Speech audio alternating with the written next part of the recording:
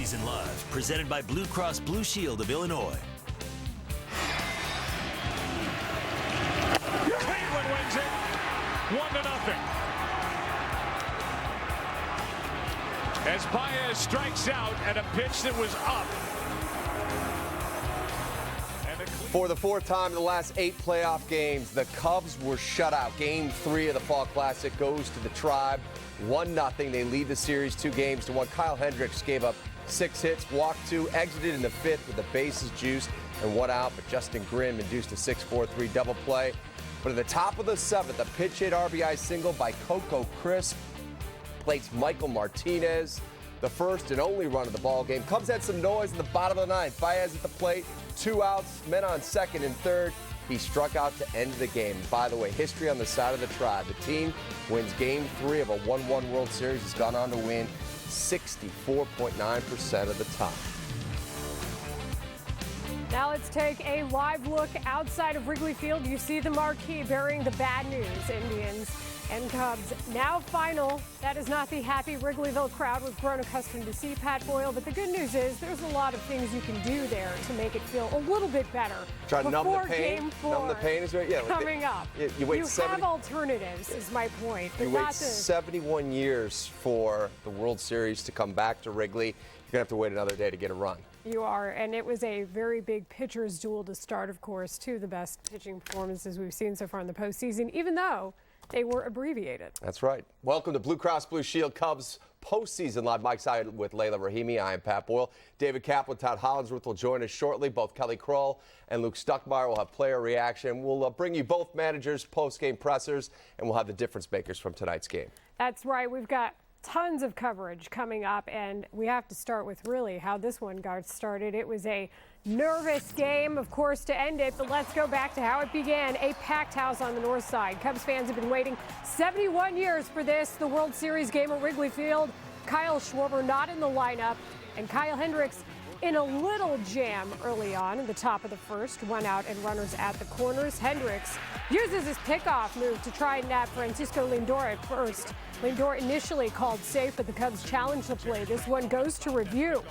And the replay shows Anthony Rizzo clearly tagged Lindor before the runner's hand touched first.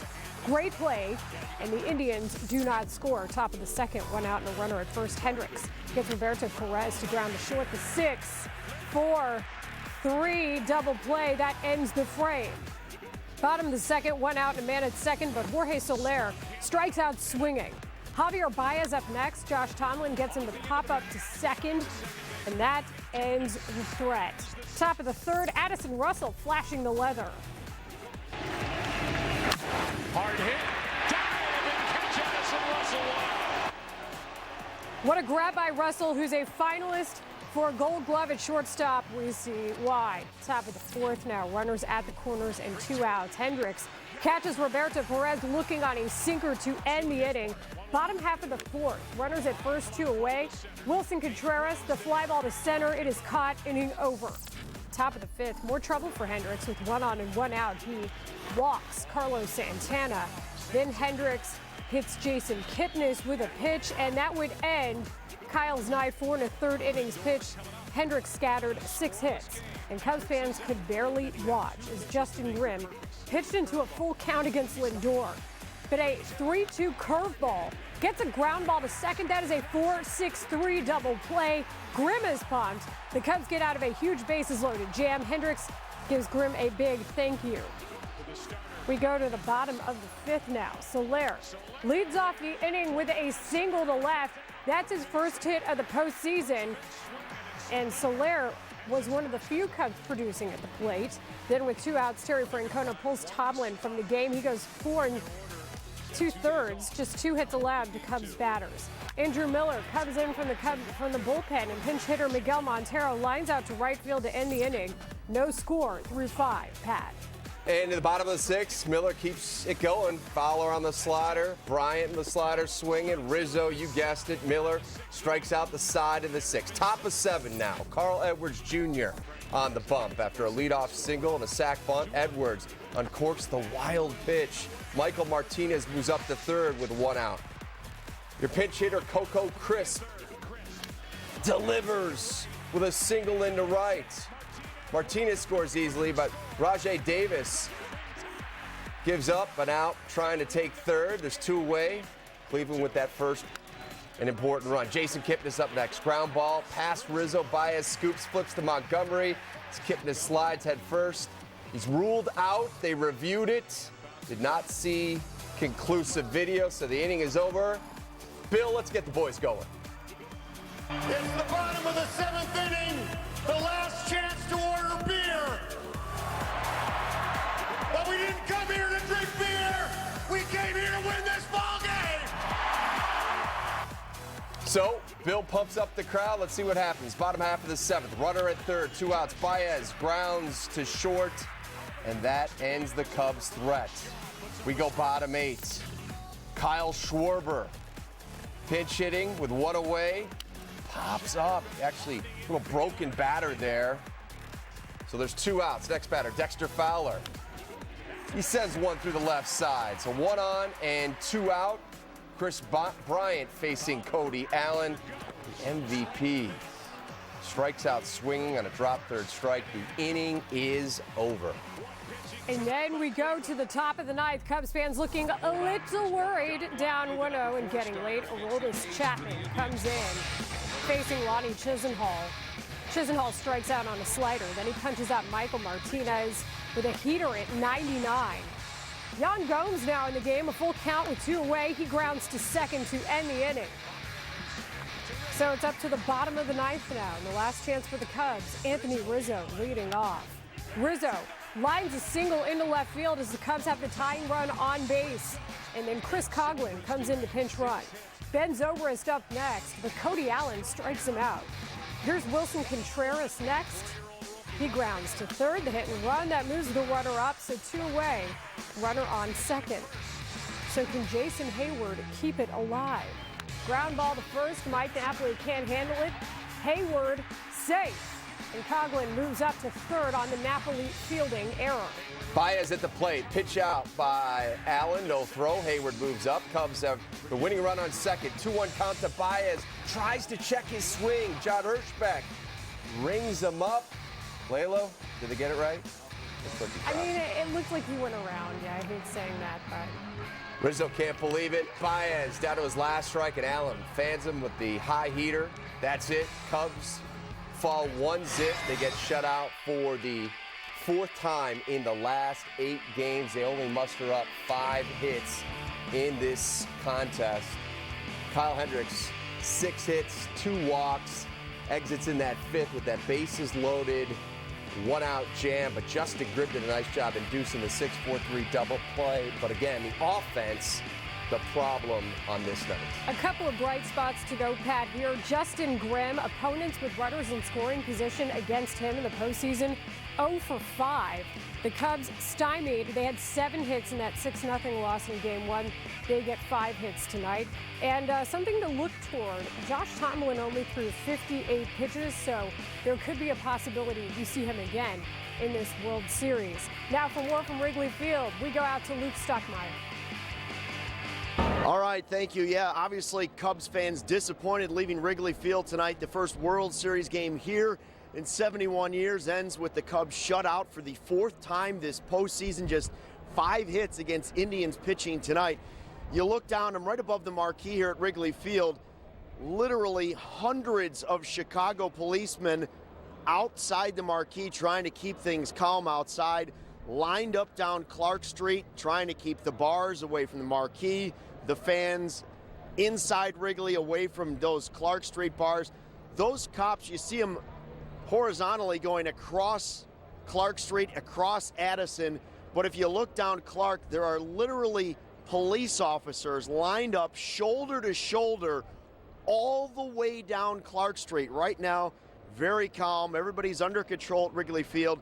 There is a huge police presence here. Horseback police officers as you head north up Clark Street. So everybody leaving disappointed. Cubs just couldn't get it done. And once again, baseball proving it is the most unpredictable sport out there. The wind absolutely howling out to left field all night long, still blowing hard, and just 2 fly balls to left field all game. No home runs, 1 run on the board. Who would have ever thought? You would have predicted probably a 10, 12, 13-run game between the two teams. Instead, we get 1 run, and the Cubs lose in the 4th time they've been shut out this postseason. If they're going to win the World Series now, they're going to have to win it on road turf. They'd have to win some games here, hopefully at Wrigley Field, get it back to Cleveland. And if the Cubs can win this World Series still, they will have to do it on the road at Progressive Field. Kyle Hendricks did a nice job pitching. Wasn't maybe his best stuff. Came out of the game scoreless. Cubs got some big double plays in this game, but the Indians made the decision, and it proved to be the right one, to take Andrew Miller out of the game, go at the pinch hitter to try and get a run on the board, get the run first and worry about holding the Cubs later.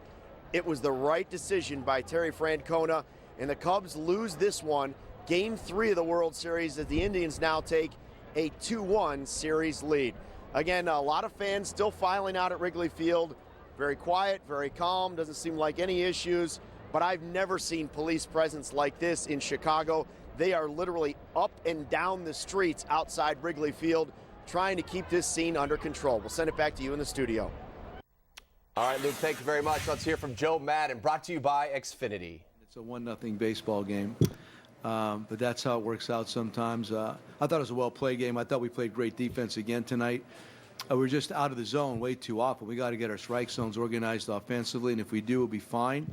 Because I was just watching some of the replay there before it came over, and a lot of our strikeouts obviously were us chasing pitches. We got to do better than that. But otherwise, I thought we were fine. And we were fine. We played a really good game of baseball. We just did not stay within our strike zones. And over here to the left? Yes, sir. Without commenting on either of the replay calls tonight, I'm just curious without commenting on either of the replay calls tonight specifically, I'm just curious what your take on replay is, and would you want to see it expanded? Well, I do like it. It definitely helps preventing the spike in the blood pressure, because you're just able to ask them to replay it as opposed to running out there and arguing. So I like that component of it. There's certain parts about it that I think need to be addressed. For example, like when hovering over a bag and all of a sudden you say that the guy came off the bag, something like that, or the hand was above home plate, almost like breaking the plane in football. I'd like to see some adjustments, but I think overall it's wonderful. And furthermore, I mean, I would imagine eventually you're gonna see it called balls and strikes at some point. But for right now, I think it does a great job.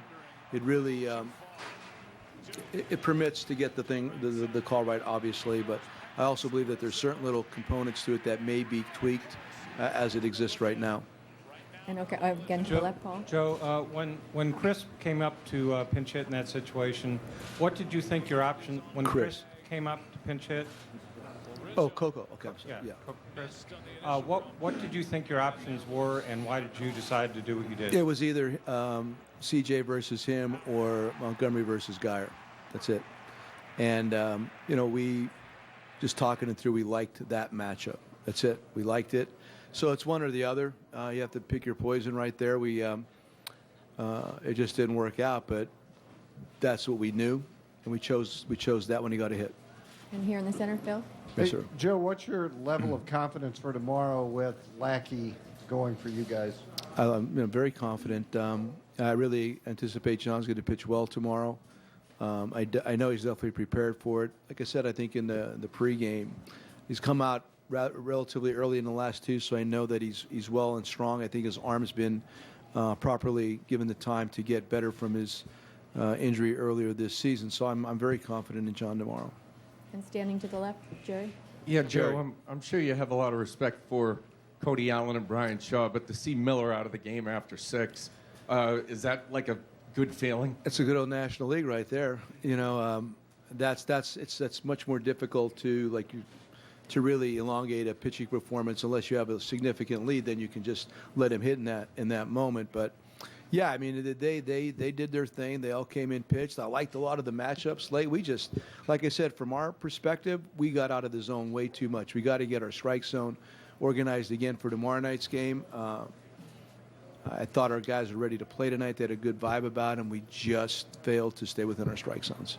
And over here to the right, BJ. Joe, just following up on that one more time. With Tomlin, did you see him adjust and maybe start going out of the zone more for chases once you notice maybe the strike zone being that's his MO. His MO is to start early with the breaking ball strike and then not to throw breaking ball strike after that. We just have to choose to not swing. And we knew that going into it, but it's one thing to talk about it.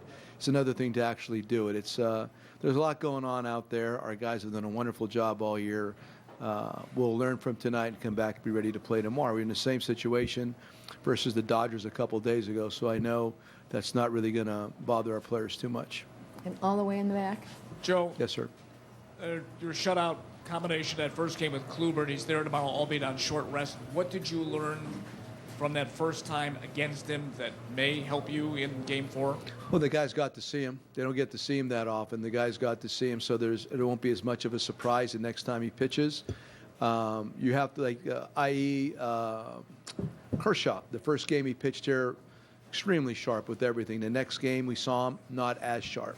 So you just don't know. It's difficult for pitchers to replicate time after time, especially against the same team, especially with shorter rest, to be as sharp. But he may be.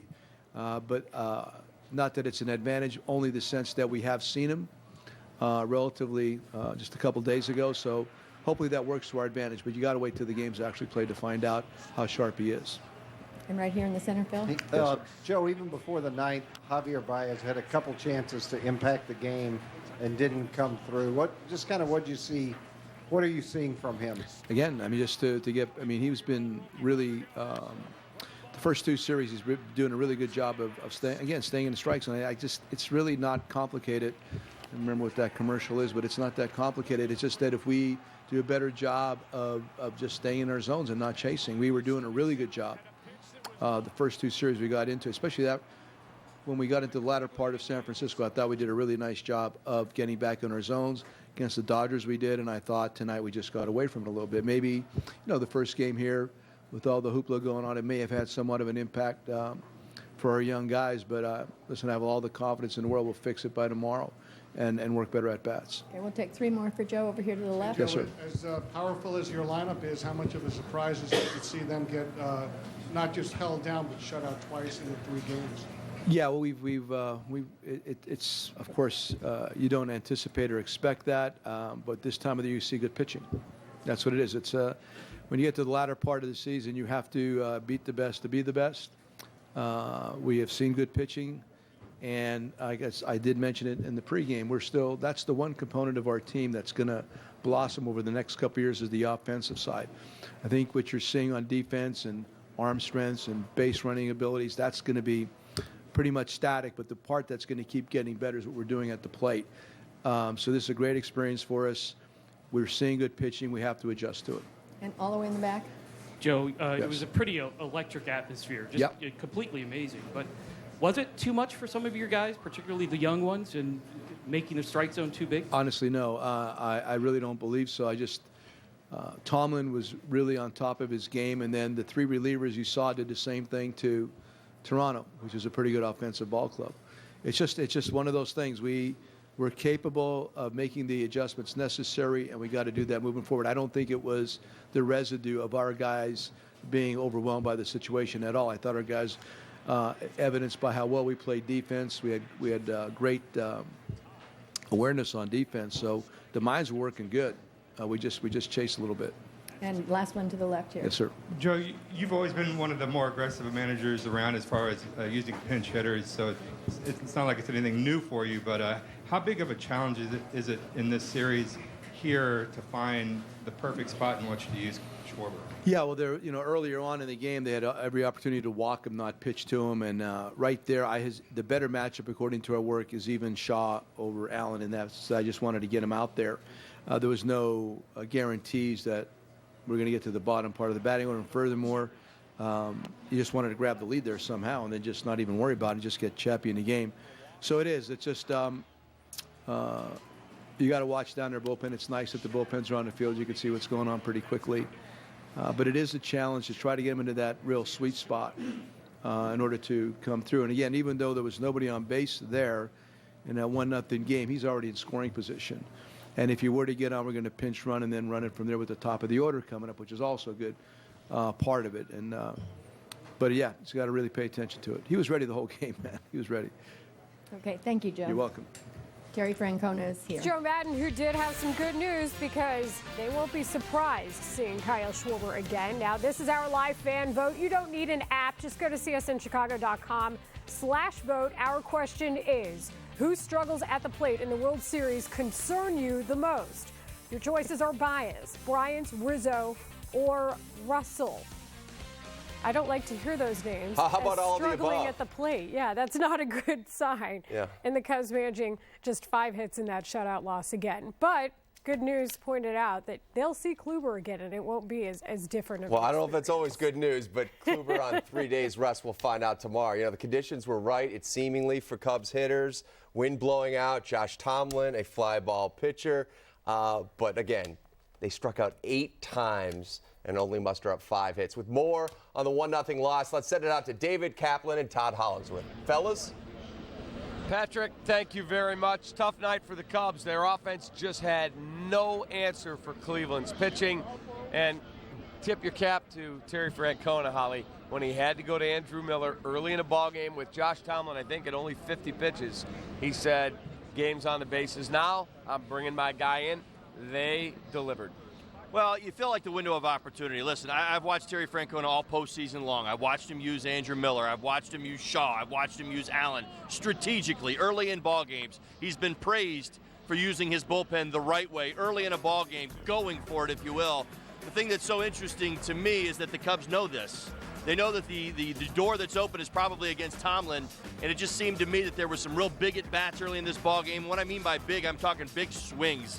The wind was blowing out tonight, Cappy. You felt like this was going to be a really offensive night, but unfortunately the Cubs just did not get enough going collectively. There were some big swings, and there were a couple misses, but not enough to get going, certainly not enough to score a run. Yeah, the swings looked like they were trying to hit the ball 9 miles rather than just put it in play, Right. and then the breaking stuff really handcuffed them. Well, it certainly did, but again, as we talked about in the pregame show, Cap, on a day like today, you don't have to square it up perfectly. You don't have to try for homers. That's one lesson you learned playing here. When the wind's blowing out, it's the easy day. You think, okay, I can be strong to my off-field or strong to center field. Ball jump. You should be just naturally react to anything inside because you don't have to hit it perfectly to get it out of here when it's blowing like it is today. So that's where I thought the Cubs missed on a few opportunities, certainly against Tomlin early in this ball game. And unfortunately, when you got to what they do best, combination of Allen, Shaw, Miller, they won out again. They've been winning out all postseason. All right, inside to the clubhouse, here's Kyle Hendricks. So, that was another secondary stuff I didn't really have. So just a battle overall. Kind of. Is this what you expect, though, when you come to a World Series? I mean, you got the 2 best teams, 2 last standing. I mean, it's not going to be a cakewalk for anybody, right? 100%, definitely. I knew they were going to battle me. I was just hoping I was better, hitting spots with my fastball command. Once I saw where I was at, you never know what can show up in a game either. You're just hoping to keep on making pitches, and eventually you kind of fall in your rhythm. It didn't come today, but again, I was able to at least minimize enough, get out of enough jams. Like I said, I went in with the mindset knowing it was going to be a battle. Had to battle myself more than I wanted to, but happy that I at least kept it within striking distance. Yeah. You guys didn't have to go too far back. Failing the Dodgers 2-1. So can you rely on the fact that we did this, right?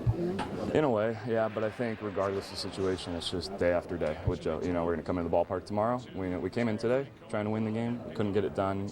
Coming in tomorrow, same exact mindset, trying to win that game tomorrow. That's really it. I know you guys try to keep it every game just as much the same as possible, but so much energy in the park tonight. And what was that atmosphere like for you guys? Yeah, that was cool to see. I didn't get to soak in all of it really, but even driving over today from my place, seeing all the people outside, obviously it was crazy. It's been a long time, I know, since they've been had a game like this here. So to see everybody come out for it, the energy, they were all up. Even a close game like that, to stay in it all game, that was cool to see. Kyle, did you feel fine in the bullpen beforehand, and then it just didn't translate? Yeah. Once things got going? Yeah, I even felt good out there. Really how you feel doesn't matter. It's just how you're executing. And today I wasn't executing well enough. But I felt good, felt the same as I always do. Sometimes, like I said, those games you'll fall into it later. It was just one of those for me. I had to battle throughout. Luckily, we kept it close enough. We just couldn't get it tonight. But you have to say you were unscathed. You didn't get the run, so you did the positive. Yeah, a lot of that's with Grimmer. That bat that he had there in the 5th was huge, getting that double play. That if they scrape a couple across there, that's probably game over. Like it ended up being anyway, really. But at least getting that, you saw a change in momentum, gave us a chance, got a couple guys on. You never know what can happen. That was a huge move and a huge pitch in that game. And that's part of trusting the bullpen here behind you, isn't it? Yeah, big time. I've done it all year. With Joe, you know you have to do that, and in these moments more than ever. Once you get a couple guys on, when you have that many power arms to go to, it's next guy on deck. So I'm just out there trying to make as good a pitches as I can, and when he comes to get me, it's over. Kyle, you kind of talked about the win, understanding Mother Nature here at this part. It's different for a pitcher, but from a hitter's perspective, did you get the sense that these guys wanted so badly just to get out there and start seeing the ball fly a little bit? Maybe a little bit, but at the end of the day, I think our hitters do a really good job too. We play with that all year long, so we're used to it. Really today, I think it came down to the way Tomlin pitched. Even from the first inning, you saw he had a quick first inning. He was hitting his spots. I could see it on TV. It was fun to watch, really. As a pitcher, watching a guy pitch like that, the pitch ability he has. And I think that was the biggest reason today. He just was hitting every spot. Yeah. Thank you. All right, there you go. There's Kyle Hendricks. Didn't have his best stuff tonight. Let's take a look at our Ameristar Casino Resort Hotel pitching recap. Tip your cap. Josh Tomlin was really good. Kyle kept us in the ball game. Didn't give up a run. Just didn't get a great outing out of him. No, but one that certainly could be managed. Again, you kept the Indians at bay. They got a good offensive team. He made some pitches when he needed to, got the ball on the ground. I was okay with that. Yeah, it could have been a little bit longer, and certainly I think we were all expecting more. But when you know that the game is going to be managed this way, that potentially you're in your bullpen, what was the difference? The difference was a broken bat base hit by Coco Crisp. That's what it came down to. For Tomlin, that's where I really felt like the opportunity was there. Let's remember, asking Kyle to be perfect, so be it. But when you got Tomlin out there who comes in, yes, he's been throwing the ball very well, but had given up 36 home runs on the season. It just seemed to me that a little better approach, maybe collectively, would have generated a couple of runs in this ball game, and it just didn't happen. 17 batters, 58 pitches. That's not good. 58 pitches, 38 strikes. He could have stayed out there. Terry Francona had his script in hand. He knew exactly what he wanted to do. He wanted to get to Miller as quickly as possible and the guys who have gotten him this far. But Tomlin did his job, and that's the unfortunate part about this. You're trying to stop Tomlin from doing his job, knowing that it was going to be a short start regardless. Doesn't the 58 pitches prove that? 4 2/3 innings? All right, let me just say this to Cub fans who are all nervous on Twitter. Look, last year they beat Corey Kluber 2-1 in this same ballpark. Relax. It's a 2-1, 7-game series. Relax. If you think back to the Blackhawks, totally different sport, I know. Same format, 7-game series. 2 years ago, they were down 2-1 after dropping Game 3 at home to the Tampa Bay Lightning. They went on and won the Stanley Cup. So people need to relax. It's a 7-game series for a reason. Well, the bottom line is you were down 2-1 the year you won it. Listen, being down is not the biggest thing in the world. You just can't. Anxiety can't be part of your game plan, and we as players feel that when they listen. Cubs players are going to walk out of this building today, Wrigley Field. They're going to get back in their car. There's going to be thousands of people outside cheering them on. Listen, if people start to get negative, they'll feel it, and that's not what you want. You've got to stay positive. You got to believe in this team. Losing is part of baseball. And I've talked to too many guys throughout my life. I did it myself. The guys who make it at this game at the big league level are the guys that just refuse to be denied. Well, isn't that the same conversation we're having right now? Just refuse to be denied. It's what it comes down to. I went up against guys that were better than me, that had better arms and more power. But the bottom line was I wanted to be a big leaguer. And even through the bad days, you find a way to get yourself there and fight. And for the same thing for this Cubs team. They didn't play a great game tonight. They didn't. The bullpen did a nice job. That's what I take from it. But the bottom line is this, you can't freak out on this team. They've done it too many times. They've played too many good games for us to bail on them now. So calm down, let this team recover, and get their A game tomorrow. Well said. And again, you were down 2-1 in the World Series when you won it in 03 and you beat the Yankees. So people, take a chill pill, have a glass of wine, get a good night's sleep, and we'll see you back at the ballpark tomorrow, okay? We'll take a timeout. We'll come back. We'll hear from Ben Zobrist and a whole lot more. Be right back.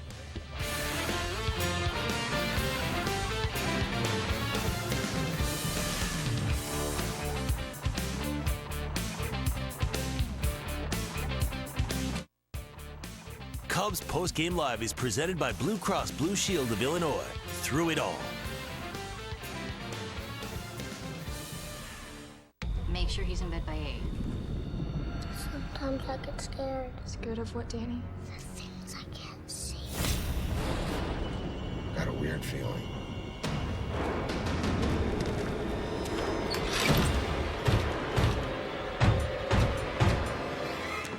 almost forgot. In case anything happens. Dad, I got this.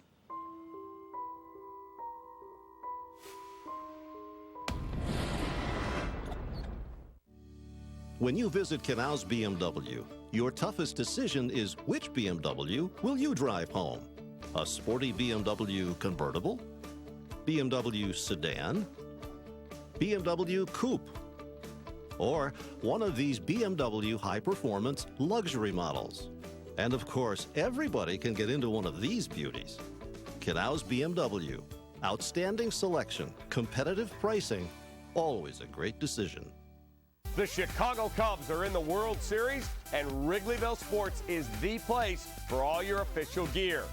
World Series t-shirts, sweatshirts, and the official locker room cap worn by the team, champagne not included. Pins, flags, collectibles, and toys for Cubs fans of any age. Everything you need to celebrate the Cubs' first pennant since 1945. Visit our store across from Wrigley Field or WrigleyvilleSports.com now. This rusty mess isn't going anywhere. Don't trust it to just any cleaner. Trust CLR. CLR makes quick work of the toughest jobs, dissolving crusty white buildup so your shower runs like new. CLR cuts through hard water buildup and helps keep your washer running clean. CLR also earned the EPA's Safer Choice seal, so it's safer for your family. Trust the power of the CLR family and trust your clean to CLR. CLR is available at these fine retailers. All right, time for our poll question. Go to csnchicago.com/vote. No special app, no cost to you. You'll see the results as they tabulate right on your screen. Here's what we want to know. Who struggles at the plate in the World Series are concerning you the most right now? Baez, Bryant, Rizzo, or Russell? csnchicago.com/vote. And again, the results will tally right on your screen. All right, let's go back inside our clubhouse. Here's Kelly Crow.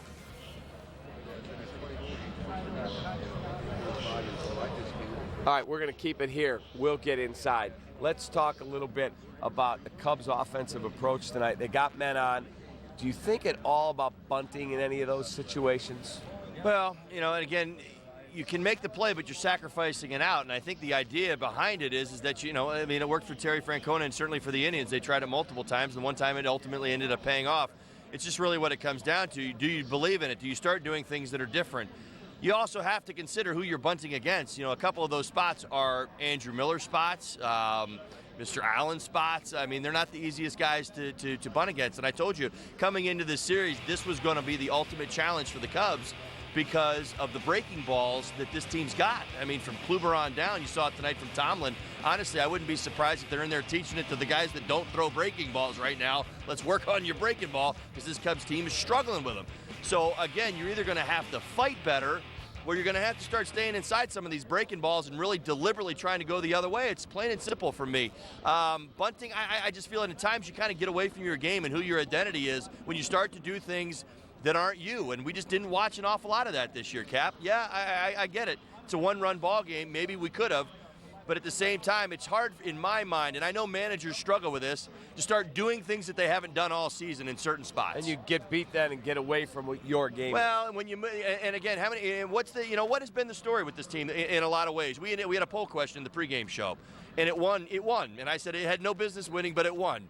That we were leaving too many runners on base. So again, when you're sacrificing into that situation, when you have very few base runners anyway, and you're actually not coming through on a day where the wind's blowing out, no, I'm not surprised there wasn't any sacrifice bunts tonight. And I disagree with you, because I think leaving men on base is a problem. Well, I understand that. That wasn't the argument. That's not my point. My point was that Allen and what we saw tonight in Miller was what we needed to be worrying about. No question. That's what I was worried about this morning, or this afternoon anyway. All right, Ben Zobrist is meeting the media. Let's take a listen.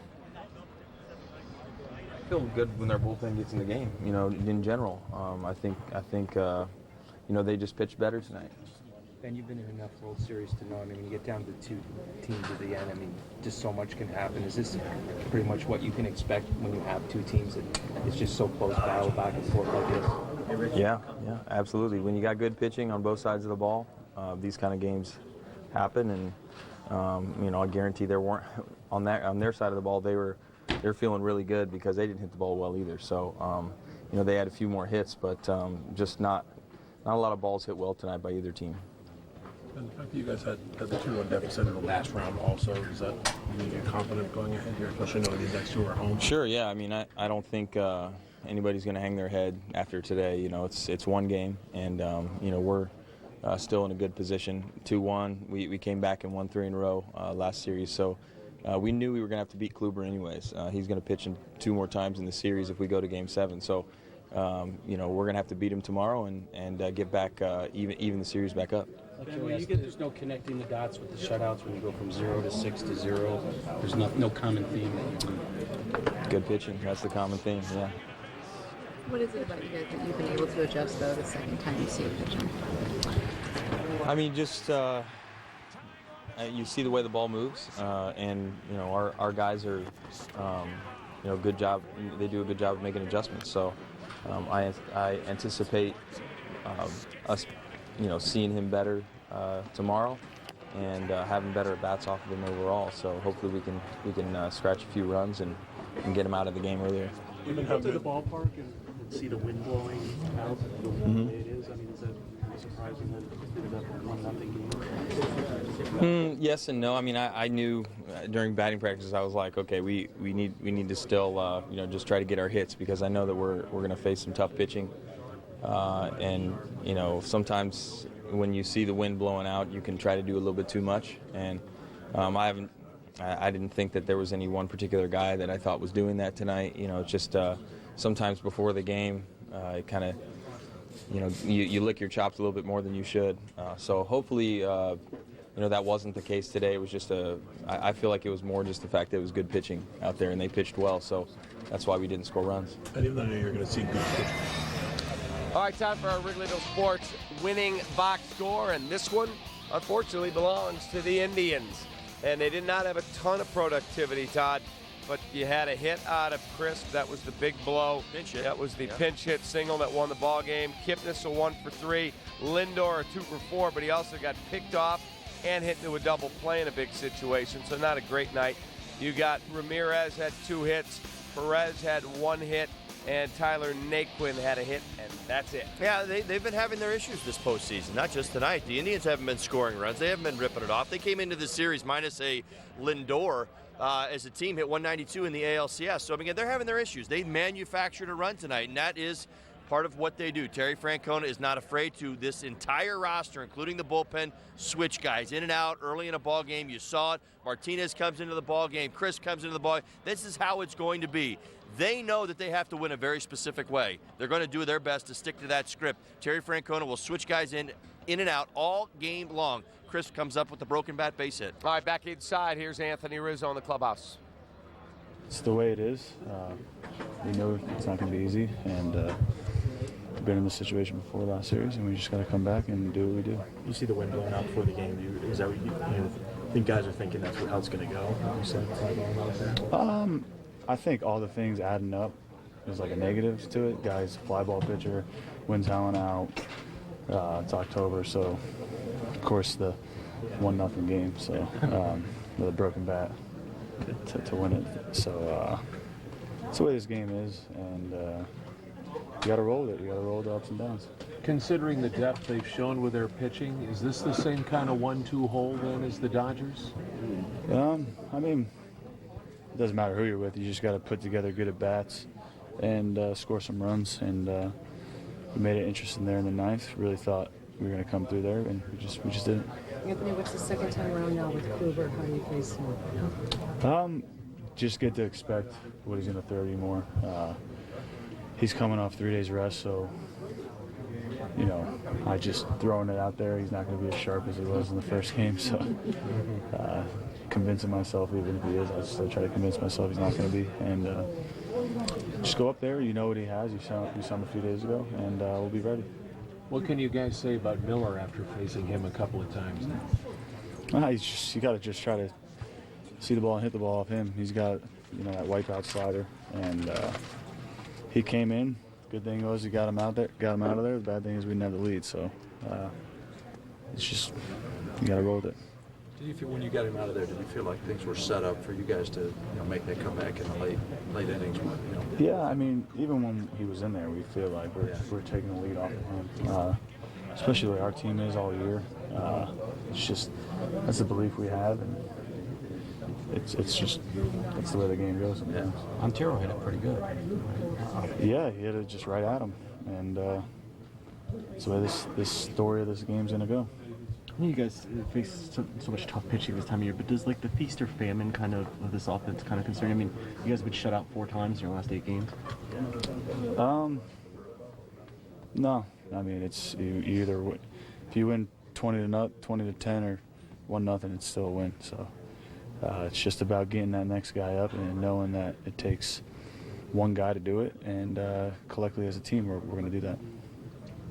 Anthony, didn't use the phrase like licking your chops sometimes when you come in a park and see the wind blowing like that. Did you feel or get the sense that guys were maybe a little anxious tonight at the plate, whatever it may have been?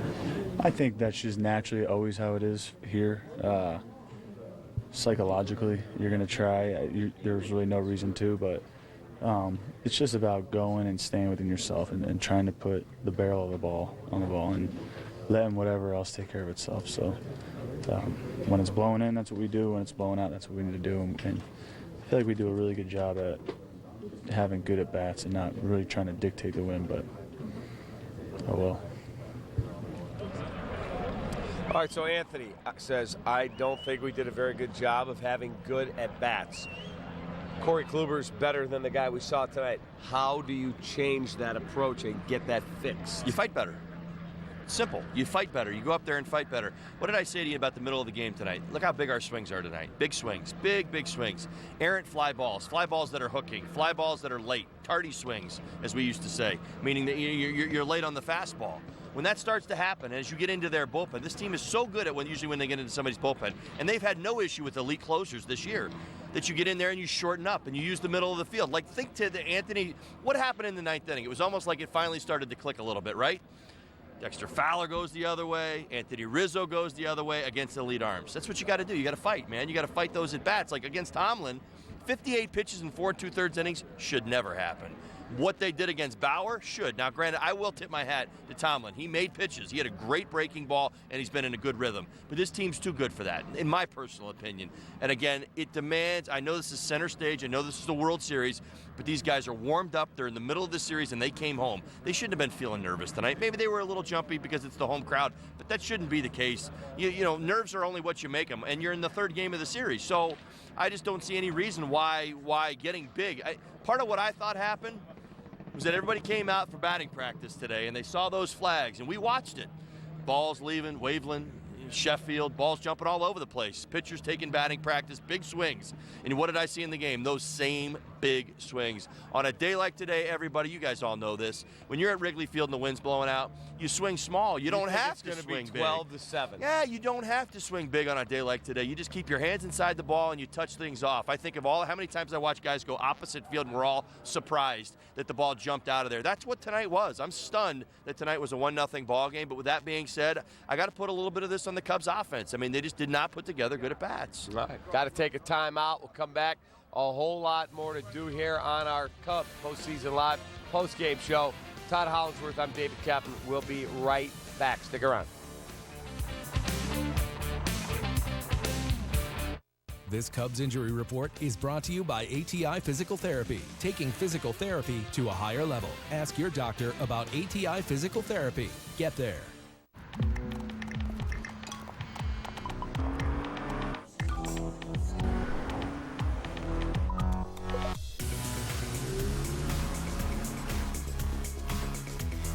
Some things are simply impossible to ignore.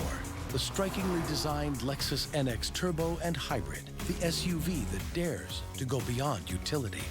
Lease the 2016 NX Turbo with zero due at signing for $429 a month for 36 months. See your Lexus dealer. When my hair gets too long, I lose my edge. But when my cut's right, I'm right. I'm back to being me. My dimples activate. My cleft chin becomes cleftier. I get a twinkle on my tooth, and I speak fluent French. Garbage, chaise lounge, mayonnaise. Au revoir. Get in, get out, back to greatness. Download the online check-in app. Great clips. It's gonna be great. You know the feeling.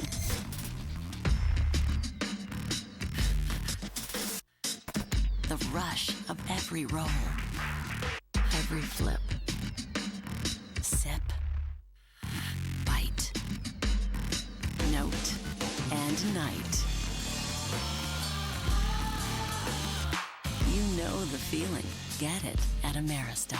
The Anthony Rizzo Family Foundation and the Bono family have teamed up to knock cancer out of the park. Order your Italian beef the Rizzo way, and Bono will donate to my charity. I'm proud to be working with the Cubs and the Bono family, 2 Chicago originals. Order it the Rizzo way at your local Bono restaurant. For the most Cubs coverage, go to csnchicago.com. Brought to you by Wintrust. All right, our Clear Choice Dental Implant Center's play of the game. This one's easy. Coco Crisp comes up with a big-time hit, drives it to right field. That scores the only run of the ball game, and it's a 1-0 Cleveland victory. Well, Cleveland gave themselves a few more opportunities the Cubs were able to come up with tonight. You know, it just almost felt like that's the way that this was going. I think back to the Lindor double play, the pickoff of Lindor, a couple of different opportunities where Cubs were able to pitch themselves out of some trouble right there. Crisp comes through, aggressive early in the count, able to dump a base hit in right field and get it done. Actually, Soler made a nice throw to third base right there to cut down Davis and keep things in check. So, yeah, I mean, it just really comes down to that one at-bat, and that's how this game was decided. Pretty interesting night for Soler. He's the only guy to get multiple hits in the game for the Cubs. He had 2 hits, made a great throw to third base. And you know, you got to probably look at this guy and go, look, if I'm going to expect him to contribute, I got to play him some. Right. Well, and I expected him to be in the ball game tonight. I thought it was a favorable matchup. He came through. I'm sure the ball was misplayed a little bit in right field, but again, not a whole lot of offense. Better at bats. I mean, when you come in 0 for, you're searching. Admittedly, you're searching for your swing a little bit. Good to see him get some results. And by the way, both hits the other way. So look who made the adjustment tonight, Mr. Soler, who again had been struggling. After striking out on a breaking ball. And to my point, I mean, guys, that is an in-game adjustment. That's what you do. You say, you know what? I'll jam myself and go the other way. He's not throwing hard enough to do that kind of damage to me or to my swing. I'm going to stay inside the baseball, and it's like it almost needs to be collective. And the funny thing about it is when you start to apply pressure that way, Cap, pitcher starts to make mistakes, and that's when you start hitting the long ball. It's really how it always goes. Remember the saying I used to tell you, we used to play for the lead and then play for the downs. The Cubs just didn't do that tonight. They played for the downs from the get-go. They were going long ball, and it just did not happen on a night when the wind was blowing out. All right. Again, tomorrow we will let's go back in the locker room. Here's Kyle Schwarber. Is that particularly frustrating for you? No. You know, it is what it is. These guys won 103 games for a reason. We're a good ball team. The guy was on today, and we got to move on from it. We got to move on the next day. Thanks, man. Well, okay, there's other people here, too. Yeah, let's talk about tonight. I was thinking, what was Tomlin like when you guys were coming back to the bench and everything? I mean, he's a good pitcher. I mean, he's going to move the ball around. He's going to dump some things in there, and then he's going to try to expand, make a chase. So, you know, good pitcher. He was on today. You know, like I said, we can't put much thought into it. We're just going to move on to the next day. Kyle, harder to pinch hit than DH? Yeah, a little bit. You know, you just gotta pick and choose your spots when you want to get loose and everything like that. But you know, no excuses there. What are you thinking about when you go up there? Just trying to hit the ball hard. You know, I'm not trying to put the ball at the ballpark. I'm not trying to do anything. I just want to hit the ball hard. Carl Joe said you were basically ready to go the whole game. Do you have any kind of inkling of what kind of situations you might be used in, or just be ready whenever? It's just be ready whenever. I mean, I know that you want to pick and choose your spots for certain situations, but you know, I just want to be ready at any time. So you know, I spent a lot of time in the cage just making sure I was loose and ready to go whenever. Is this like the Dodgers series, down 1-2, and the feeling that you can come back? Yeah, I mean, we're a good ball team. We're here for a reason, and you know, we're not going to just lay over after a loss. You know, we got a good pitcher out there tomorrow. We're going to keep putting in good at bats and play good defense, pitch the ball really well, and we'll take the result. Out the window, the wind's blowing out tonight. Your thought, just try and get one up in the air there and see if it goes. I guess. I mean, you know, like I said, I just want to hit the ball hard any way possible. So, you know, if it gets in the air, it's probably gone. But, you know, like I said, that's not in my mind though. Talk about the reception you got here, Wrigley, your first game. Yeah, very great. It was awesome. The fans were great. We have the best fans in all of Major League Baseball, and they showed why tonight. They were great, crazy loud and electric. It was exactly what we needed, and that we're looking forward to that tomorrow. Probably the best place of anybody of the team in that dugout there. What did you think of the approach early on against Tomlin? Do you feel like guys were anxious a little bit, or just the same as always? Nah, I mean, we might have expanded here and there, but that's an adjustment that can easily be made, and that was a bunch of guys' first time facing them too. So I'm sure the next time we get around to see them, it'll be a completely different situation and approach.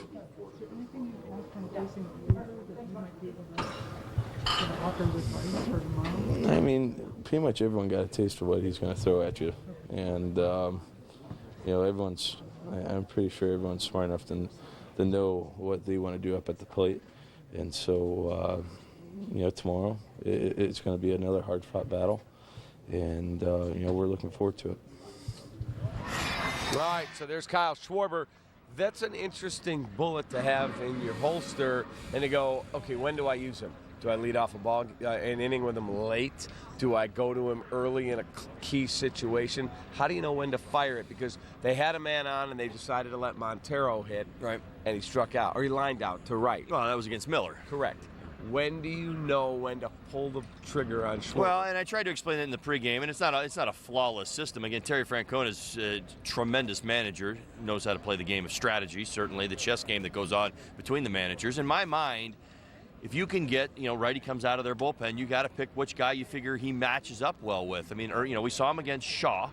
He could have probably been in there at the end of the ball game against Allen as well, and I think that's just really what it comes down to. Who didn't think it? I thought it myself in the ninth inning. Okay, well, sure, I wish we had Schwarber left, right? Well, I mean, they stuck him in there against Shaw. And what did I tell you? If he hangs one of those cut fastballs out over the plate, starts a little too far out, I said he was going to hit the Budweiser sign again, and got jammed. Obviously, that cut fastball got in on his hands, but that's how you have to look at it. I mean, again, pinch hitting is not easy, Cappy. I did 4 years of it. You get hot, you get cold. When you get cold, it's hard to get hot again sometimes because, again, you just don't get a rhythm and you're not playing every day. So Kyle's going to do everything to prepare himself for those moments and go up there and give it your best. But the best piece of advice I was ever given as a pinch hitter was from somebody who was really good at it and did it for a very long time. And he said, don't judge yourself on a day, judge yourself over a week. Dave Hansen, right. Right, that's right. And that's what he would say. He said, you can't judge yourself daily because it's too much pressure. Think about that. You come into a ball game, you haven't swung the bat, and he gets 95-mile-an-hour cut fastballs all over him. So you just got to hope a little bit that you get something to hit and have your A swing ready. Be aggressive. Look for that first good fastball. But if you start him at the front end of an inning, you put a little more pressure on Francona because if you pitch him too carefully, you end up walking him. You've got a lead runner on. Interesting. So tomorrow they're going to face a guy in Corey Kluber who handcuffed the Cubs, 6-0 victory the other night in Cleveland. You and I were there. What's the approach? Grind. How do you just grind? Absolutely. This is what they do. They've done best so many times this year. We'll use the NLCS. I've used it now a handful of times, but it's in everybody's memory banks, right? Recent memory here.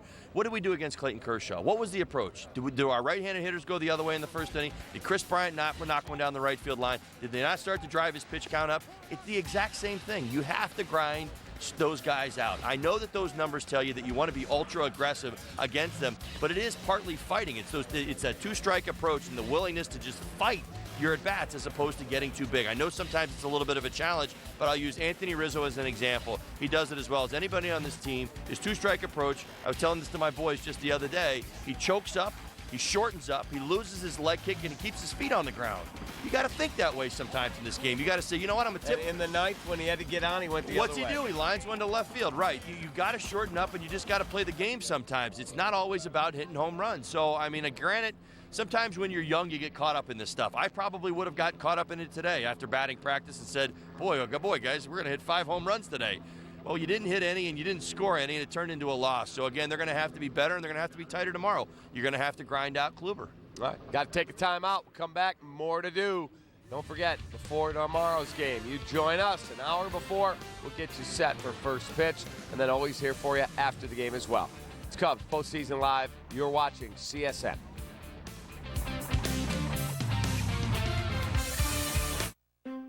With a curved ultra-high-definition screen, Samsung's SUHD TVs give you a brighter picture and the most brilliant colors for the best viewing experience. It's Samsung's best TV, and it's here at Apt Electronics, available in screen sizes from 48 to 88 inches. Come see it today. Guaranteed low prices, unbeatable selection, and free local delivery.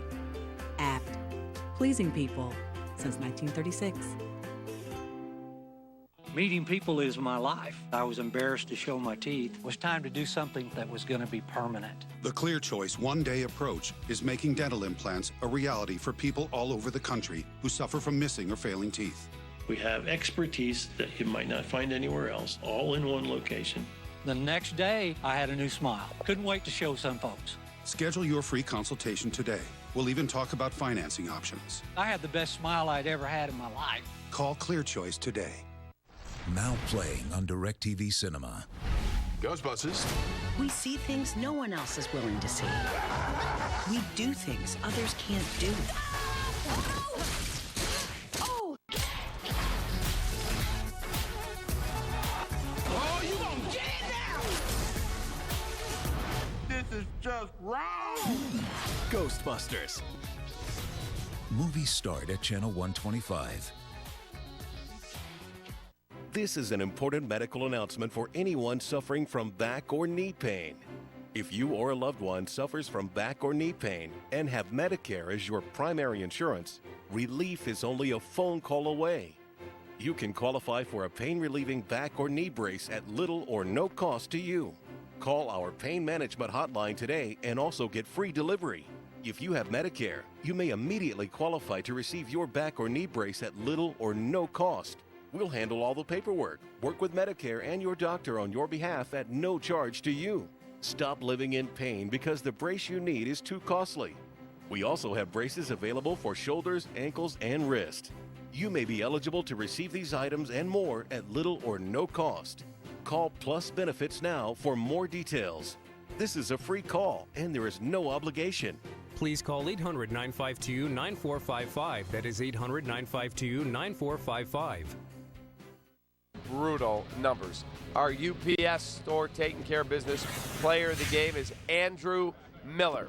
When they went to the pen, Andrew delivered. Yeah, he dialed it up again. Like UPS. Yeah, well, I'll tell you what. You think back to Game 1 and how he was used there, and I thought there might have been some vulnerability. Andrew Miller looked a little different tonight, and I don't know if it was the rest. He was sharper. Well, it's plain and simple, sharper. Yeah, he had a little bit more velocity on the fastball. You saw 94, 96, and 15 consecutive scoreless postseason innings, new record. Yeah, that would be a world record, I guess. Drop a world bomb in there. But, yeah, I mean, he's using the combination of the slider and the fastball to get ahead of hitters, and he's staying ahead of hitters and putting hitters away. I mean, he is the weapon that they're choosing to use in a lot of different ways.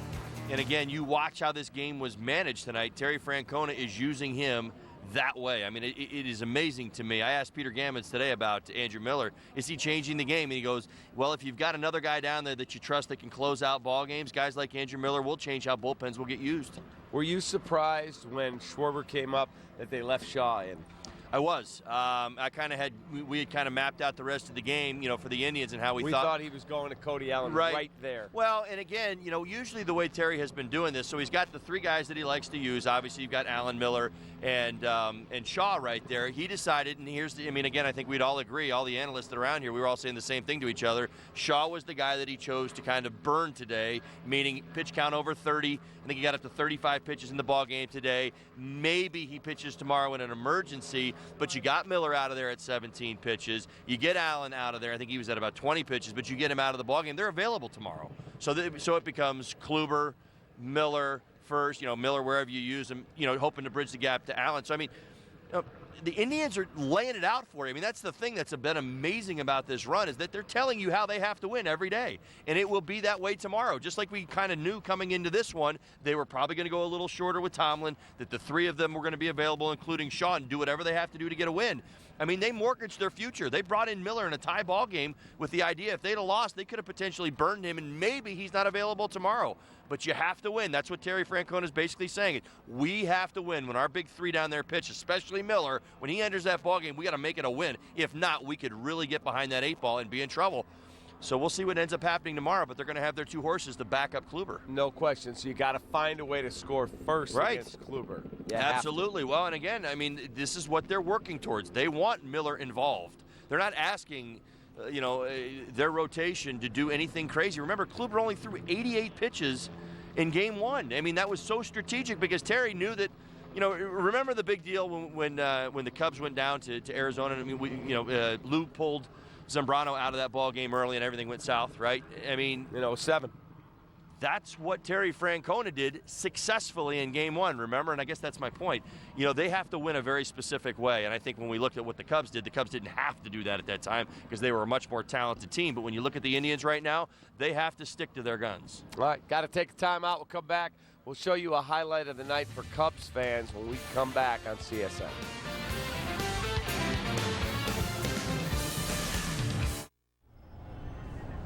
Look at it, lads.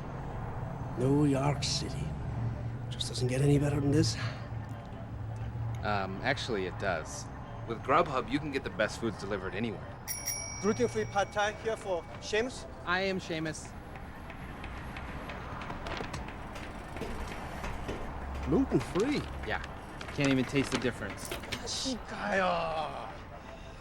Oh, you gotta lock up that front tire. Make sure he's in bed by 8. Sometimes I get scared. Scared of what, Danny? The things I can't see. Got a weird feeling.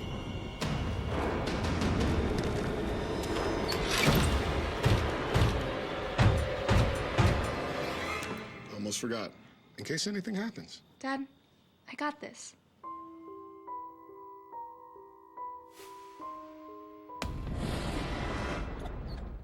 My cardiologist said, I don't want you to come back until you get something done about those teeth. That is the foundation of good heart health. We're doing amazing transformations, and it's not just a smile. It changes their person's total outlook. At Clear Choice, we understand that your dental health impacts your total health. Doing the best for your own personal health is what's important. Schedule your free consultation today. We'll even talk about financing options. Call Clear Choice today. This rusty mess isn't going anywhere. Don't trust it to just any cleaner. Trust CLR. CLR makes quick work of the toughest jobs, dissolving crusty white buildup so your shower runs like new. CLR cuts through hard water buildup and helps keep your washer running clean. CLR also earned the EPA's Safer Choice seal, so it's safer for your family. Trust the power of the CLR family and trust your clean to CLR. CLR is available at these fine retailers. All right, time for our Keys recap from the one and only Todd Hollandsworth. And, interesting stuff today, and just couldn't get anything going, but take a look at your keys. All right, here you go, timeless curveball. Well, definitely, I knew I wasn't going to miss on that one. It was pretty easy. The question was, what were the Cubs going to do against that curveball?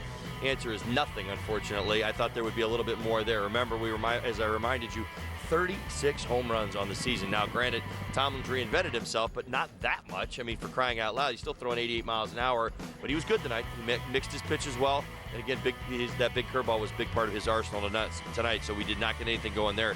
Now, skip the script. Unfortunately, I nailed this one as well. The whole idea was to keep the Indians from getting to that script. They did. 4 2/3 innings. As I said, 58 pitches. Honestly, Tomlin go in a couple days for crying out loud if they needed to. That's not what they're looking to do here. They're trying to get the ball to Miller. They're trying to get the ball to Allen and certainly get the ball into Shaw's hands. This is what they did to the Boston Red Sox. I mean, you learn, the Cubs are learning the Indians right now. Guess what? Well, I was watching the Boston Red Sox and certainly watching the Toronto Blue Jays series against this team. They have been grinding this way with those 3 guys down there in the bullpen. So, again, you're going to have to watch this. It could be a big story tomorrow. In particular, you got Kluber, and they're going right back to that bullpen again. So this offense has got to get rolling. They are not hitting well right now, and the last key was going to be Homer happy. Unfortunately, we have no home runs to talk about in this ballgame. In fact, we got shut out again, and I just flat out never saw that coming tonight. Yeah, 4th time in 8 games. Yeah, and that's a concern. It is. Oh, absolutely. There's no doubt about it. And here's the thing. I think we need to stop talking about home runs and the wind blowing out because really it comes down to the quality of the at-bats. Joe also said today to the media tonight after the ballgame, he said, look, I think it's going to be pretty static. Our defense and our base running, I think our pitching is going to continue to be really strong. He said, I think our offense is going to get better and better as these young kids mature. But they got to get better and better tomorrow. Aptitude and retention. Joey Amalfitano used to say that to me all the time. And what aptitude and retention is, the ability to learn what's going on inside the game, to retain it and recall it once you've learned it. They've done a pretty good job of that this year. 103 wins doesn't lie. They are in the World Series. So let's remember, again, using the NLCS as a reference point, they learned against the Dodgers. They went at them a particular way, and they started to put great at-bats against Clayton Kershaw. Let's trust them and see if they can't go out there and learn what they've seen, what they've seen from Miller, what they've seen from Shaw. And if the at-bats don't start to get better, well then, we'll start talking about the pressure being a little bit too much. But until I see that, I'm going to trust that these guys are going to make some adjustments and start to find some success. All right, there was one cool moment for Cubs fans tonight. Take a look at Joe Murray tonight, the seventh inning stretch. He brought his A game. Tonight's guest conductor for Take Me Out to the Ball Game, actor and Chicago native Bill Murray. It's the bottom of the seventh inning, the last chance to order beer. But we didn't come here to drink beer. We came here to win this ball game. I said to the Uber boy, I said, take me out with the crowd. And in order to sing the right lyric, take me out with the crowd, you need to sing it like our greatest American entertainer, Mr. Daffy Duck. So I want you to spray it and don't say it. A one, a two, a three. Take me out to the ball game. Take me out with the crowd. Buy me some peanuts and Cracker Jack. I don't care if I never get back. Let me root for the Cubs. If they don't win, it's a shame. For it's 1, 2, 3 strikes, they're out. That's the old ball game. Let's get some runs, suckers. All right, it was fun. He was into it. He was engaged. Everybody was jacked up. But unfortunately, he was not the impetus to some run scoring. Well, unfortunately, he was not able to get the crowd. All right, well, I shouldn't say the crowd. He got the crowd fired up. He didn't get the Cubs fired up. That's what I was hoping.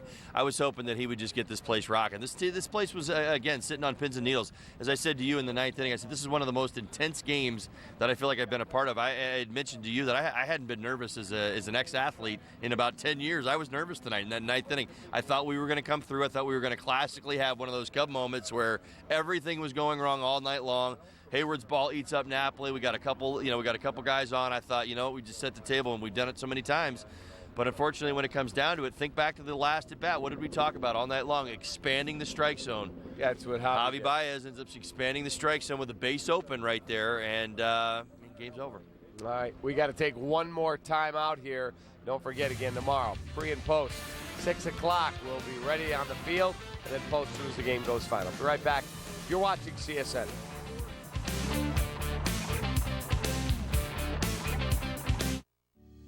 When you visit Canals BMW, your toughest decision is which BMW will you drive home? A sporty BMW convertible? BMW sedan? BMW coupe? Or one of these BMW high-performance luxury models? And of course, everybody can get into one of these beauties. Canals BMW. Outstanding selection, competitive pricing, always a great decision.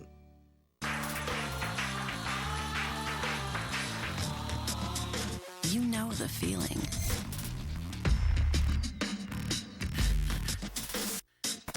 The rush of every roll, every flip, sip, bite, note, and night.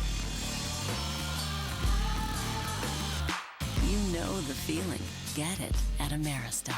The Chicago Cubs are in the World Series, and Wrigleyville Sports is the place for all your official gear. World Series t-shirts, sweatshirts, and the official locker room cap worn by the team. Champagne not included. pins, flags, collectibles, and toys for Cubs fans of any age. Everything you need to celebrate the Cubs' first pennant since 1945. Visit our store across from Wrigley Field or WrigleyvilleSports.com now. When my hair gets too long, I lose my edge. But when my cut's right, I'm right. I'm back to being me. My dimples activate. My cleft chin becomes cleftier. I get a twinkle on my tooth, and I speak fluent French. Garbage, chaise lounge, mayonnaise. Au revoir. Get in, get out, back to greatness.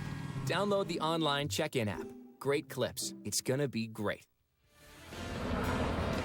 All right, so Chris Bryant is the poll question winner. You are most concerned about his struggles over our other options. Thank you for voting on our CSN question. Again, csnchicago.com/vote. You can always weigh in with your mobile, tablet, or laptop at no cost, no special app. I think that's probably the right choice. This is a guy who'll probably win the MVP, but there's a bunch of guys that they got to get it going. This is all about expectations being applied to your star player or not your star player. I mean, let me say this. When the list, I didn't think Anthony Rizzo deserved to be on that list. This is postseason baseball. I know that we're looking for big numbers from our big stars, but that's easier said than done sometimes. Ask the Toronto Blue Jays, ask the Boston Red Sox, oh, by the way, who are two of the better American League run-scoring machines this year. They struggled against this Cleveland staff as well. Also, a week ago, we had people going, what's going on with Rizzo and Russell? Russell hits home runs in two straight days. Riz comes through, and the Cubs are in the World Series. It's so hard to struggle during the postseason, Cap. I mean, again, it's just the one thing that I know. It's so easy.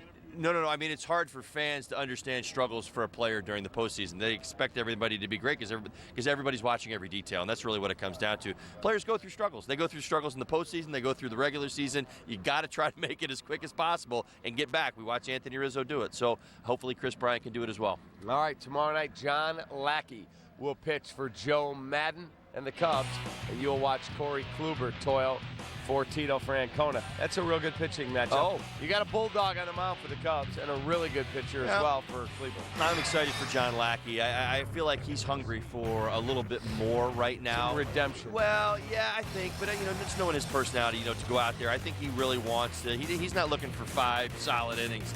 He's looking for 7. He wants to dominate this Indians team. I'm excited for this opportunity. It's been his story of his career. I mean, I've watched him do it myself. I've competed against him when he was he's an Angel, a Red Sox. I mean, this guy's done it everywhere he's been. A little overshadowed by this stellar rotation that we've got this year, but you know what? This is a huge start for him, and I'm excited he gets the chance to do it. All right. For Todd Hollandsworth, our great crew out here, I'm David Kaplan. We'll see you tomorrow. I think Theo Epstein is going to be joining us on the pregame show, and maybe Chicago Mayor Rahm Emanuel. So make sure you dial us up 5 o'clock tomorrow. Have a great one, everybody. See ya.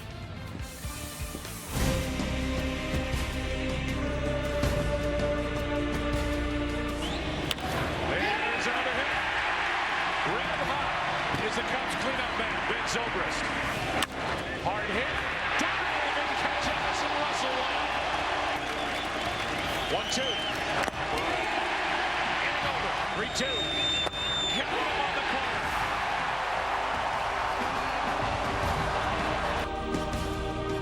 Bases loaded, 1 out. 3-2. Hard hit. Russell, double play, and over.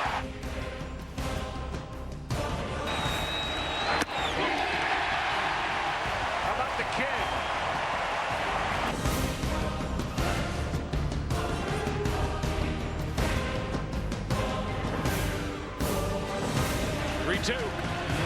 Struck him out, 2 out.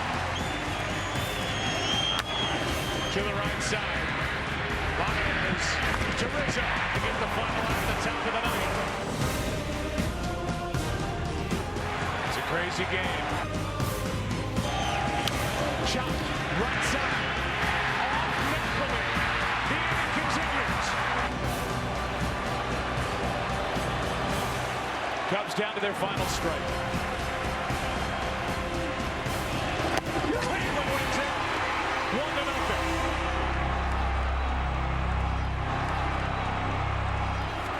For a truly great sandwich, choose Mr. Submarine. With only the tastiest meats, cheeses, and garden-fresh veggies on Toronto bakery bread, dive into deliciousness with Mr. Submarine.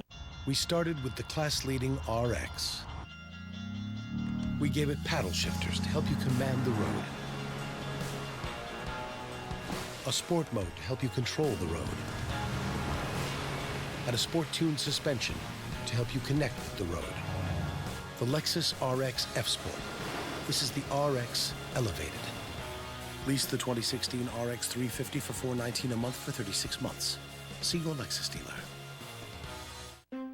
With a curved ultra-high-definition screen, Samsung's SUHD TVs give you a brighter picture and the most brilliant colors for the best viewing experience. It's Samsung's best TV, and it's here at Apt Electronics, available in screen sizes from 48 to 88 inches. Come see it today. Guaranteed low prices, unbeatable selection, and free local delivery. Apt, pleasing people since 1936. The Anthony Rizzo Family Foundation and the Bono family have teamed up to knock cancer out of the park. Order your talent, beat the Rizzo way, and Bono will donate to my charity. I'm proud to be working with the Cubs and the Bono family, two Chicago originals. Order it the Rizzo way at your local Bono restaurant.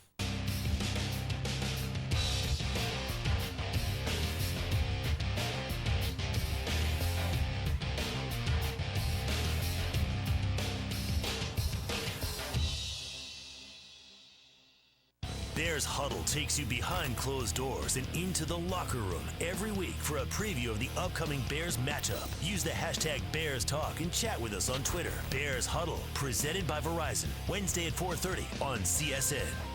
Cubs fans, stay close to your boys in blue right here at CSNChicago.com. We're bringing you the top stories, team news, and video that you crave all in one place. Phenomenal coverage. And you can trust insider Patrick Mooney to bring you the very latest from the clubhouse. Then head over to the Pulse page and get your social on. Check out the standings, the schedule, stats, and gear up at the shop. It's all one click away. It's that easy. I'm Duncan Keith, and you're watching the home for the Chicago Blackhawks, CSN.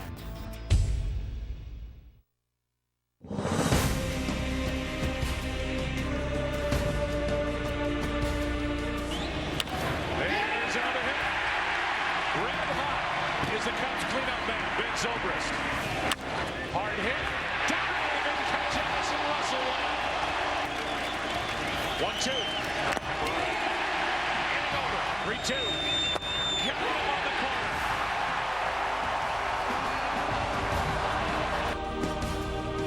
Bases loaded, 1 out. 3-2. Hard hit. Byers.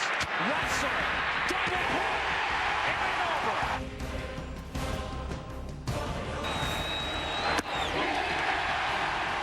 How about the kid?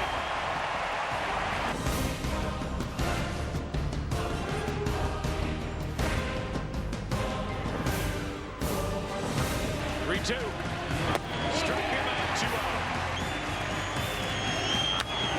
To the right side. Byers to Rizzo to get the final out at the top of the ninth. It's a crazy game. Shot, right side. Off Napoli. The inning continues. Cubs down to their final strike. Cleveland wins it. 1-0.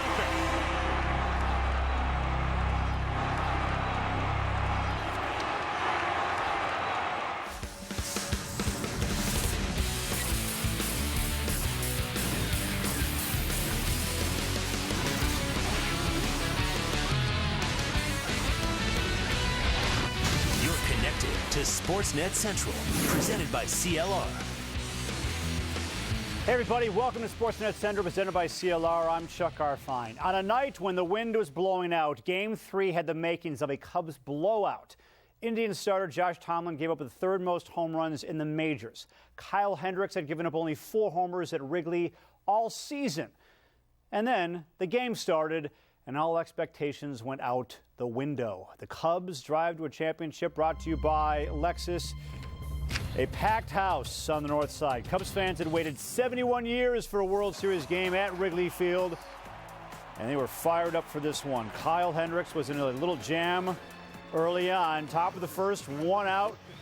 Runners at the corners, and Hendricks, with that quick pickoff move, gets Francisco Lindor. He was initially called safe, but the Cubs challenged the play, and it shows that Anthony Rizzo clearly tagged Lindor before he touched first. Great play. The Indians failed to score. Bottom of the second, the Cubs with 1 out and a man on second, but Jorge Soler at the plate strikes out swinging. Javier Baez up next, but Josh Tomlin gets him to pop out to second to end the threat. So no score. Top of the third, it's Addison Russell. Hard hit. Dive and catch Addison Russell. What a grab by Russell, a finalist for a Gold Glove at shortstop. Still no score. Top of the fourth, runners at the corners, 2 outs. Hendricks gets Roberto Perez looking. Bottom of the fourth, runner at first, 2 outs. Wilson Contreras flies out to center. This might have been the farthest hit ball to center in the game. Now, top of the fifth, struggles here for Hendricks with 1 out and 1 out. He walks Carlos Santana. Then Hendricks hits Jason Kipnis, and that would end Kyle's night. 4 1/3 innings pitched, gave up 6 hits. Cubs fans could barely watch as Justin Grimm pitched into a full count against Lindor. But then this happened. On a 3-2 curveball, the Indians' best hitter grounds into a 4-6-3 double play. Grimm is pumped. The Cubs get out of a bases-loaded jam. Hendricks says, "Thank you." Bottom of the fifth, Tomlin had only given up 2 hits. With a man on, Francona pulls him and brings in his top reliever, and that is this guy, Andrew Miller, who comes out of the bullpen facing Miguel Montero pinch hitting, and he lines to right to end the inning. No score through 5. To the 6th, Miller mows down the Cubs. Fowler, slider swinging. Bryant, slider swinging. Rizzo, you guessed it, slider swinging. Miller strikes out the side in the 6th. To the 7th, Carl Edwards Jr. pitching, and after a leadoff single and a sac bunt, Edwards, a wild pitch. Michael Martinez moves up to third with 1 out, so now it's Coco Crisp. Pinch hitting. Oh, and he delivered. His first pinch hit of the season. Martinez scores easily. Rajai Davis out at third, but it's 1-0 Cleveland. The Cubs need a run. Bill Murray tried his daffy best. It's the bottom of the 7th inning. The last chance to order beer. But we didn't come here to drink beer. We came here to win this ball game. So would the Cubs come through? Bottom of the half of the 7th, a runner at third. Baez grounds to short. That ends the threat. Bottom of the 8th, Kyle Schwarber pinch hitting with a 1 out. He pops out to Lindor. That's 2 outs. So now it's Chris Bryant facing Cody Allen with a man on. But he strikes out. Drop third, strike, inning over, as the Cubs offense still has a 0 on the board. Bottom of the 9th, last chance for the Cubs. Anthony Rizzo leading off. He cues one into left. The Cubs have the tying run on base. Chris Coghlan comes in to pinch run for him. Ben Zobrist is up next, but Cody Allen strikes him out. Now here's Contreras on a hit and run. He grounds to third to move the runner. 2 away, runner on second. So Jason Hayward, can he keep it alive? A ground ball to first. Mike Napoli, error. Coghlan gets to third. So now it's Baez at the plate. A pitch out by Allen, no throw. Hayward moves up though, so the Cubs have the winning run on second. On a 2-1 count, Baez tries to check his swing. He can't. There's 2 strikes. Look how close that was. Rizzo, ooh, can't believe the call. So now Baez down to his last strike. Allen gets him with the high heat. Ball game. The Cubs lose game 3 with the wind blowing out. Only 1 run was scored. The Cubs have been shut out now 4 times in the last 8 games in the playoffs. It was their first 1-0 loss in the World Series since Babe Ruth and the Boston Red Sox beat them in 1918. With the loss, if the Cubs come back and win the series, it'll have to be done in Cleveland for either Game 6 or Game 7. It was Joe Madden after the game. Just speaks to the quality of the pitching. We got both starters out early, but the bullpens did magnificent jobs too. You're right. I mean, it's rare that you see those conditions, and it's a 1-0 baseball game.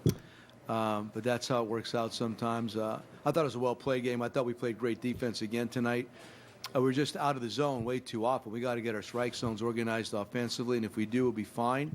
Because I was just watching some of the replay there before it came over, and a lot of our strikeouts obviously were us chasing pitches. We got to do better than that. But otherwise, I thought we were fine, and we were fine. We played a really good game of baseball. We just did not stay within our strike zones. That was agonizing. I mean, we had Santana playing left field that not a left fielder, so that's one move. Then we pinch ran for our catcher. We needed to win that game in 9, or Kluber was going to end up hitting at some point. That was as fun of a game as it was to be a part of. That was agonizing because, we used so many guys. I think it shows some of the versatility, being able to move Michael Martinez around and having the confidence in him that he can catch the ball at any position. I knew during batting practice, I was like, okay, we need to still just try to get our hits, because I know that we're going to face some tough pitching, and sometimes when you see the wind blowing out, you can try to do a little bit too much, and I didn't think that there was any one particular guy that I thought was doing that tonight. Just sometimes before the game, it kind of, you lick your chops a little bit more than you should. So hopefully, that wasn't the case today. It was just I feel like it was more just the fact that it was good pitching out there, and they pitched well. So that's why we didn't score runs. I think all the things adding up is like a negatives to it. Guys, fly ball pitcher, wind's howling out. It's October, so of course the 1-0 game. So with a broken bat to win it. So that's the way this game is, and you got to roll with it. You got to roll the ups and downs. 100%, definitely. I knew they were going to battle me. I was just hoping I was better, hitting spots with my fastball command. Once I saw where I was at, you never know what can show up in a game either. You're just hoping to keep on making pitches, and eventually you kind of fall in your rhythm. It didn't come today, but again, I was able to at least minimize enough, get out of enough jams. Like I said, I went in with the mindset knowing it was going to be a battle. Had to battle myself more than I wanted to, but happy that I at least kept it within striking distance. Yeah. I mean, we didn't hit too late in the game, and we left some base running in the game. But it was a great game for both teams, and the pinch hit from Coco, and it was a jam shot. You can't fight that. It was a soft hit. We met him there, and things happen, and then obviously we got to come back tomorrow and play again. Well, this was the Indians' 5th shutout in the playoffs, a postseason record. Amazing when you consider they're without one of their best starters, Carlos Carrasco, and another, Danny Salazar, is coming back from injury. He has to come out of the bullpen.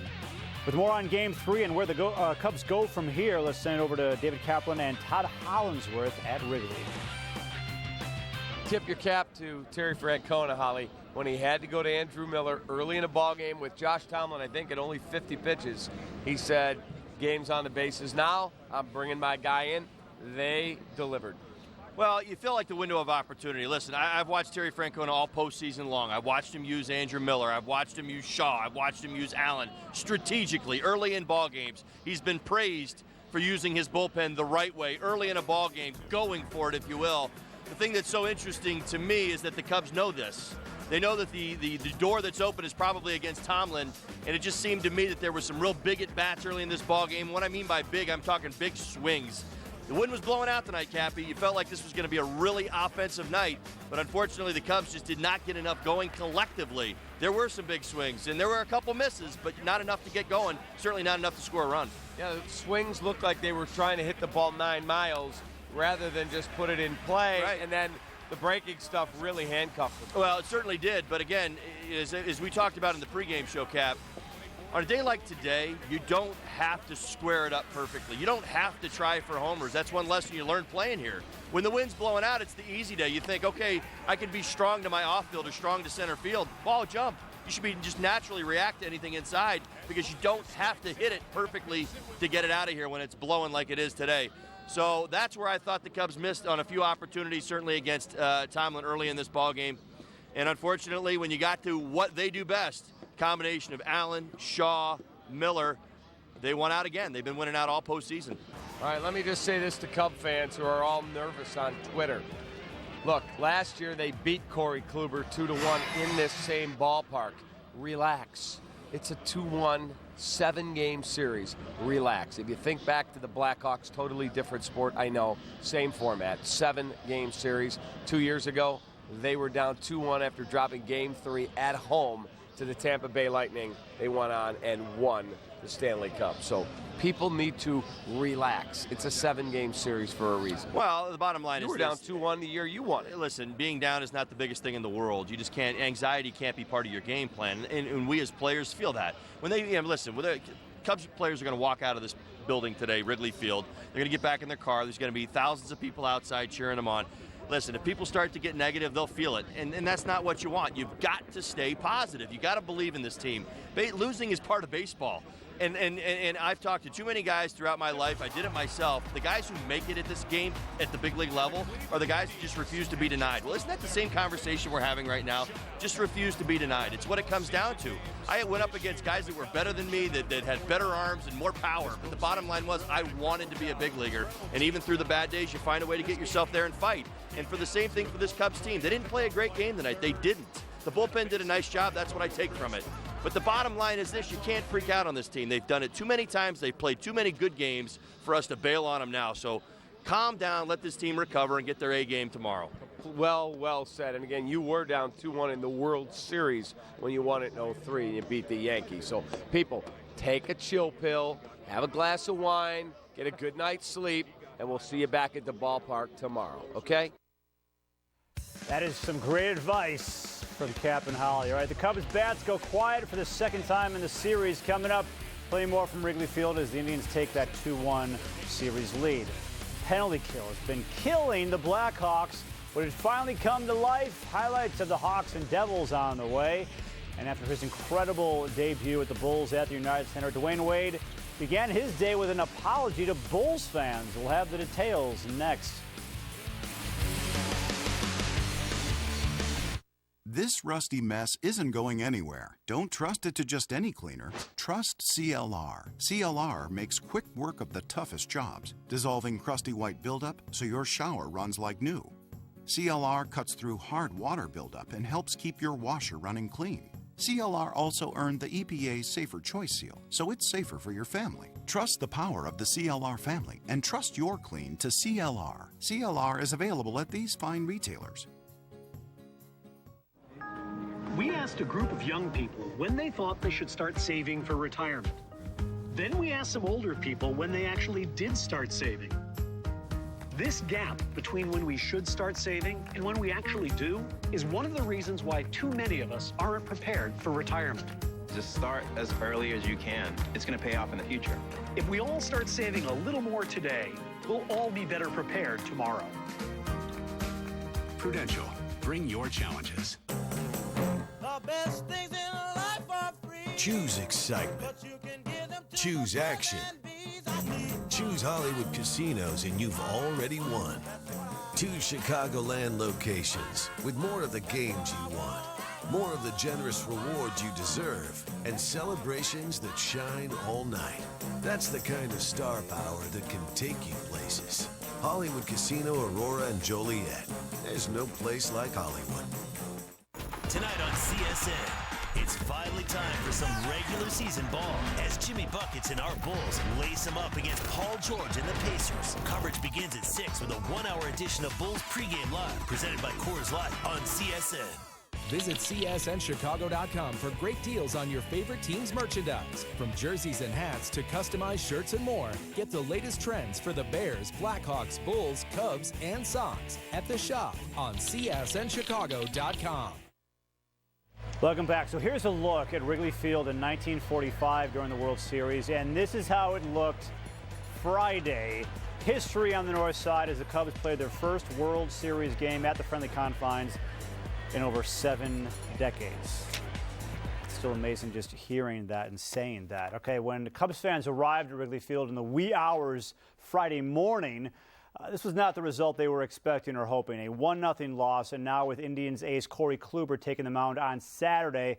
Kluber will be pitching on 3 days rest. John Lackey is going on 9 days rest. Here's more reaction from Kyle Schwarber. I mean, he's a good pitcher. I mean, he's going to move the ball around. He's going to dump some things in there, and then he's going to try to expand, make a chase. So, good pitcher. He was on today. Like I said, we can't put much thought into it. We're just going to move on to the next day. Kyle, harder to pinch hit than DH? Yeah, a little bit. You just gotta pick and choose your spots when you want to get loose and everything like that. But no excuses there. What are you thinking about when you go up there? Just trying to hit the ball hard. I'm not trying to put the ball at the ballpark. I'm not trying to do anything. I just want to hit the ball hard. Carl Joe said you were basically ready to go the whole game. Do you have any kind of inkling of what kind of situations you might be used in, or just be ready whenever? It's just be ready whenever. I mean, I know that you want to pick and choose your spots for certain situations, but I just want to be ready at any time. So I spent a lot of time in the cage just making sure I was loose and ready to go whenever. Is this like the Dodgers series, down 1-2, and the feeling that you can come back? Yeah, I mean, we're a good ball team. We're here for a reason, and we're not going to just lay over after a loss. We got a good pitcher out there tomorrow. We're going to keep putting in good at bats and play good defense, pitch the ball really well, and we'll take the result.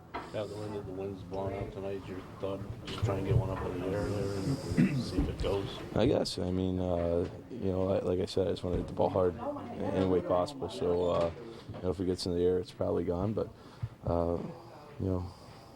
like I said, that's not in my mind, though. Talk about the reception you got here at Wrigley, your first game. Yeah, very great. It was awesome. The fans were great. We have the best fans in all of Major League Baseball, and they showed why tonight. They were great, crazy loud and electric. It was exactly what we needed, and that we're looking forward to that tomorrow. So here are some tweets from Cubs fans. Trish the Dish for Bill Murray. Shufferin Shuckatash, Bill, I think I'm in love. Jason said, trying to talk myself out of panicking. We beat Kershaw the second time around. We're coming for you tomorrow, Kluber. And then Katie wrote, it's all right. Come back tomorrow and get them. I got faith. They can do this. The Blackhawks were in New Jersey Friday night trying to solve their penalty kill, which ranked last in the NHL, and by a long shot, allowing 14 goals in 26 attempts coming in. And the penalty kill was tested in the first. 20 seconds left on the power play for the Devils, and Corey Crawford makes a great save, but P.A. Parenteau scores on the rebound. The Hawks' PK woes continue. It's 1-0 Devils. Hawks on the power play in the second. Artemi Panarin snipes one past Keith Kincaid. His third goal of the season. We're tied at 1. So Hawks with a power play late. Jonathan Taves. Tamirian Hossa. We're tied at 2. It's Hossa's 501st career goal. That means free hockey. And in OT, Panarin walks around the defender. He shoots, and who's there to bang home the rebound? Anisimov. And the Hawks win it 3-2. They move a game over 500 for the first time this season.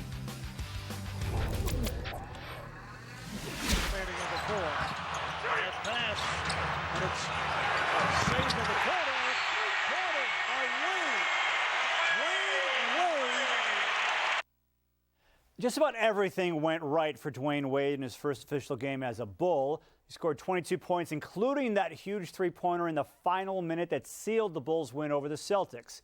His one regret, however, was the gesture he made after making the shot, a slash to the throat, which the NBA frowns upon. And on Friday, the league fined Wade $25,000. Wade tweeted this on Friday morning, quote, I want to apologize to my young fans on my gesture at the end of last night's game. I was caught up in the emotions of my first game at home. Wade described hitting that shot as an out-of-body experience. His performance was a big topic of conversation after the game. thought we did a good job of penetrating and getting shots. We missed a lot of threes. Our three-point shooters didn't shoot exceptionally well, but the shots are going to be there for us. So it's just all about confidence, stepping up and shooting them, and you never know what's going to happen from there. But we had confidence in shooting them. For me, that first one going down was huge, and so just going to keep stepping in and shooting them when I get an opportunity to do it. And hopefully I shoot better than I shot for my career percentage, I'll tell you that. That's one less player I got to guard in this league, to tell you the truth. So I'm excited about that. But the way the game slows down for him and he knows where guys is going to be, it's hard to do. But that's what happens whenever you play 13 going on 14 years in this league. He's so much smarter than a lot of guys, using his body and his athleticism to his advantage. So I'm taking note. Coming up, our plays of the day, and this definitely has to be one of them. Madison Russell with a World Series gem. And we'll hear from John Lackey as he talks about easily the biggest start of his Cubs career coming on Saturday.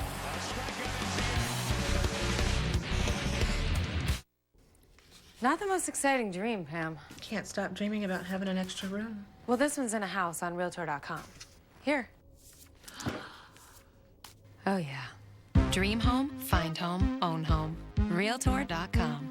Go beyond the gridiron and grab the biggest Bears news at CSNChicago.com. Insider John Moonmullen rushes the field to tackle the storylines that you care about. Plus breaking news, streaming video, team stats, and social media. For Bears Buzz with Bite, visit CSNChicago.com. Brought to you by Max Madsen Mitsubishi. I want to eat apples and bananas. I need to eat apples and bananas. Why can't I eat? 1 in 5 children struggles with hunger in America. Support the Feeding America nationwide network of food banks to help provide meals to those in need. Join us at feedingamerica.org.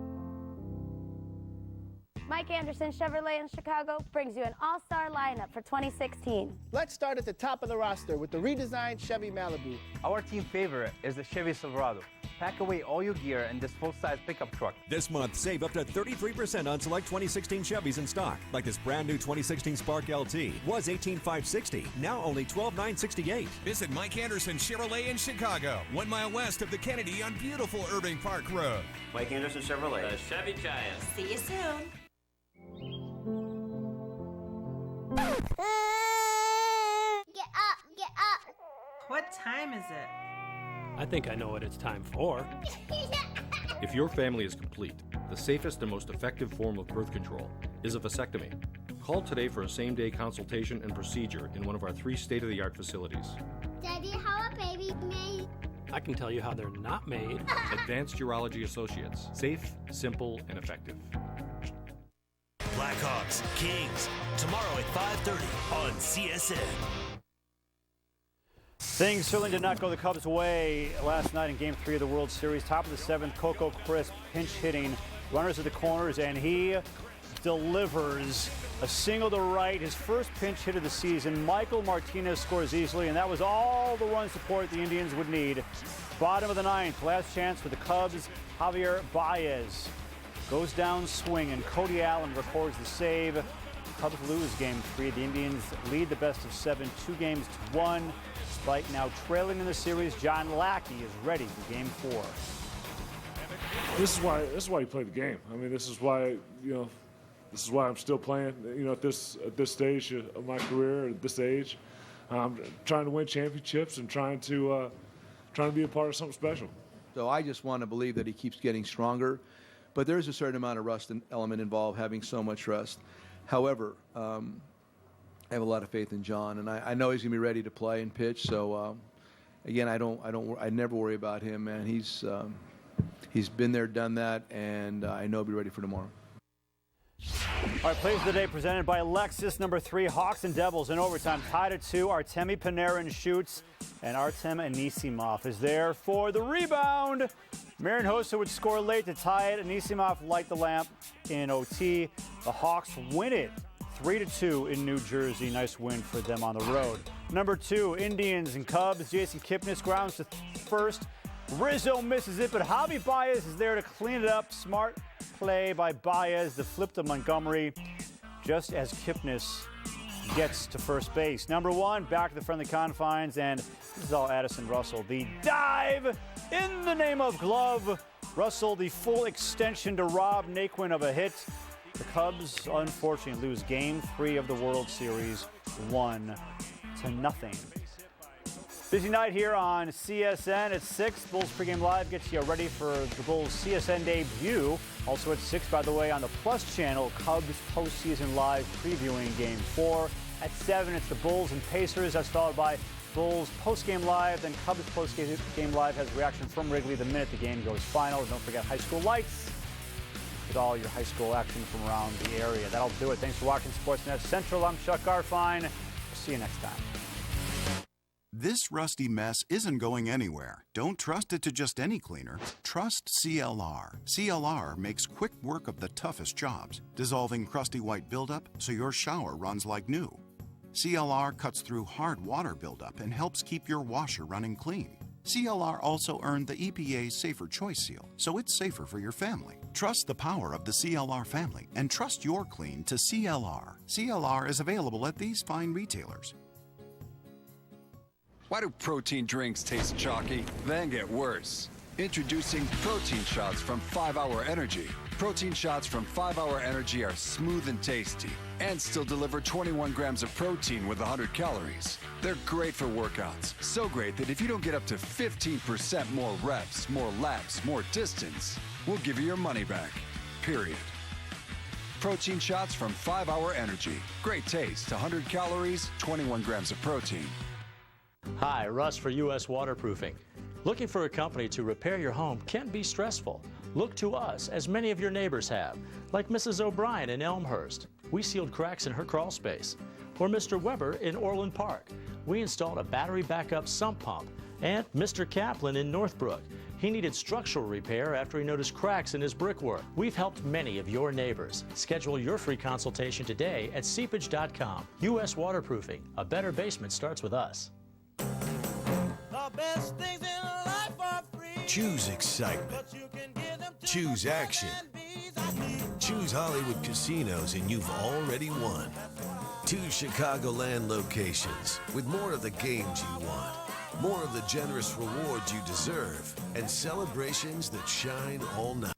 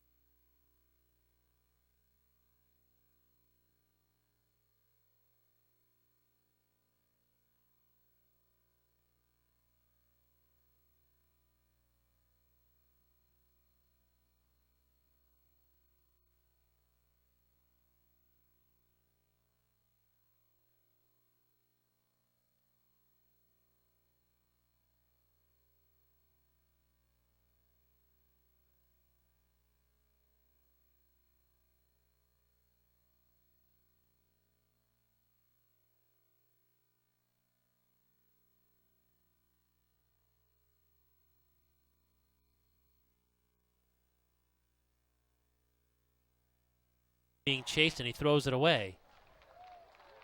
That was Xavier Kelly Martin coming in. He was the one that chased down Taryn Christian on that fake field goal. It was Kelly Martin that made the hit on that play, and here he was again putting pressure on the quarterback. Christian just nowhere to go. Has to throw that ball away. Live to fight another day if you're the Jacks. 2nd and 10 now from the Illinois State 35. And Christian to throw, and it's in and out of the hands. A rare drop. That's Mitch Vovoda. He was open.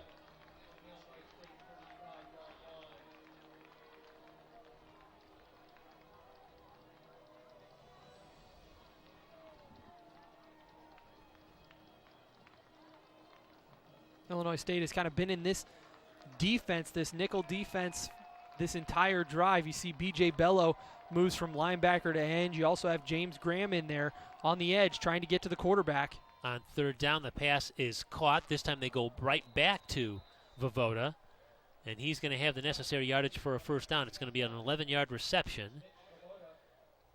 And again, the clock stops momentarily while they move the 1st down chains. And the Jackrabbits have moved inside the Illinois State 25 now. And we've got a whistle before the snap.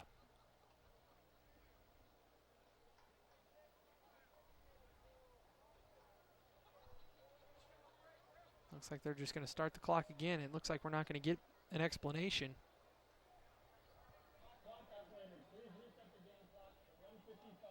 The player was down inbounds. It will run on my signal.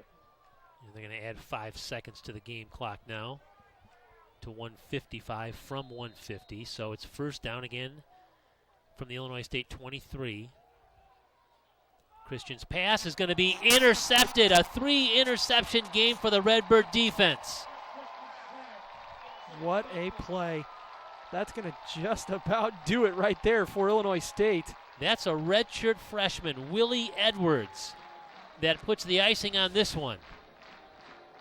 Steps right in front of this pass, almost wrestles it away from the intended wide receiver, Connor Landberg, and comes up with a huge play for Illinois State to put this one on ice. Wow, Illinois State.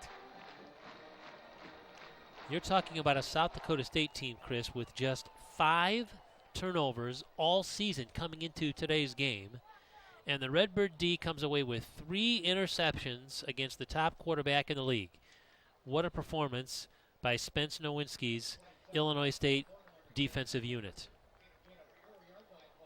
This really was an all-around great performance by Illinois State, offensively, defensively. I mean, Jake Colby was very efficient. 15 of 25, 138 yards, 2 scores. I think he probably had the best game of the year. I mean, it's just he was so efficient out there. He made great decisions for Illinois State. And then Anthony Warham also with 5 catches, 2 of them for scores. I mean, when you get 2 scores from Anthony Warham, it's a good day. And the Illinois State running attack, as you see Corbin lunge ahead for another yard. Jamal Towns over 100 yards for the first time in his career. 136 yards on the ground for Jamal Towns. Just an overall impressive performance by Illinois State. Yeah, 205 total yards on the ground for the Illinois State offense. Again, they rushed for 233 last week against South Dakota. So those are recipes for success when you can move the ball on the ground like that. And the Redbirds are 1 snap away from finishing off the biggest win in the Valley portion of their schedule here this year for sure. They'll improve to 2-4 on the season and knock South Dakota State out of first place by itself. Now you're going to have a logjam at the top of the conference, and that's going to do it. The Illinois State Redbirds have pulled off a gigantic upset here as they beat South Dakota State 38-21 as the teams will meet at midfield and shake hands. Big win for the Redbirds. Absolutely, a huge win for the Redbirds. I mean, this is the kind of game that you can build on the next couple of weeks. I mean, Illinois State very much alive still in this playoff hunt. As you see Jamal Towns there, our Meyer player of the game, 17 carries for 136 yards, his best day as a Redbird. The exact moment when the Redbirds needed it the most. Down their first 2 running backs on the depth chart, Jamal Towns comes in, the senior, and puts the Redbirds on his back and does a great job. Today's player of the game brought to you by Meyer. You're just minutes away from saving with M Perks. Find out more at Meyer.com. Yeah, really, the Redbird player of the game could have been several players. That Ladarius Newbold 90-yard interception return really is what turned this game around in favor of the Redbirds, as South Dakota State appeared to be driving for the tying touchdown. But you can't, again, take anything away from Jamal Towns, 17 carries, 136, and his first touchdown of the year. Illinois State 38, South Dakota State 21. That's your final here from Hancock Stadium. A terrific game for Illinois State, a much-needed victory for Brock Spack and his Redbirds. So, for our producer, Autumn Conley and Redbird Productions, I'm Kurt Pegler alongside Chris Hyland saying so long from Normal, Illinois, where Illinois State wins it 38-21. The broadcast rights for this event have been granted to Comcast SportsNet by Illinois State University. Any reproduction or rebroadcast without the express written consent of Comcast SportsNet and Illinois State University is strictly prohibited. And good night from Normal, Illinois.